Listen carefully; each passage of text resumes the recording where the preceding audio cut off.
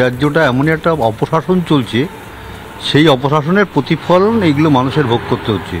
আজকে কত স্বপ্ন নিয়ে মেয়েটা, এই স্বপ্নের মৃত্যু ঘটছে। এই রাজ্যের যে প্রশাসন, সেই রাজ্যের প্রশাসন সেই মদত দিচ্ছে বলেই এই ঘটনাগুলো ঘটছে। আজকে যদি প্রশাসন ঠিক মতন পদক্ষেপ নেয়, আজকে আমার মেয়ে যদি বিচার পেত, আমি বলতে পারি এই যে ঘটনা তার উপর থেকে এতগুলো ঘটেছে, অন্তত কিছুটা হলেও কমানো যেত। ঘটনা হতোই না হয়তো, কিন্তু ঘটনা কমতো, অবশ্যই কমতো। কিন্তু অপরাধীরা দৃষ্টান্তমূলক শাস্তি পায়নি বলেই আজকে যখন আমরা কোনো কথা বলি, তখন প্রশাসনের পক্ষ থেকে হুমড়ি খেয়ে পড়া হয় যে আমরা একজনকে ধরেছিলাম, কলকাতা পুলিশ একজনকে ধরেছে, সিবিআই তাকেই যাবজ্জীবন কারাদণ্ড দিয়েছে, এইরকমভাবে বলা হয়, বলে ঝাঁপিয়ে পড়া হয়।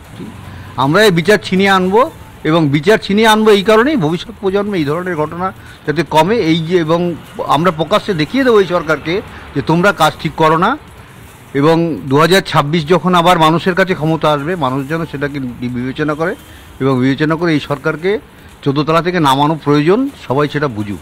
না, যারা এই পশ্চিমবঙ্গকে একটা সেফেস্ট সিটি বলে 1 নম্বরে তাদের রাখে, কী হিসাবে রাখে, কেন রাখে, তাদের আমি দেখতে চাইছি।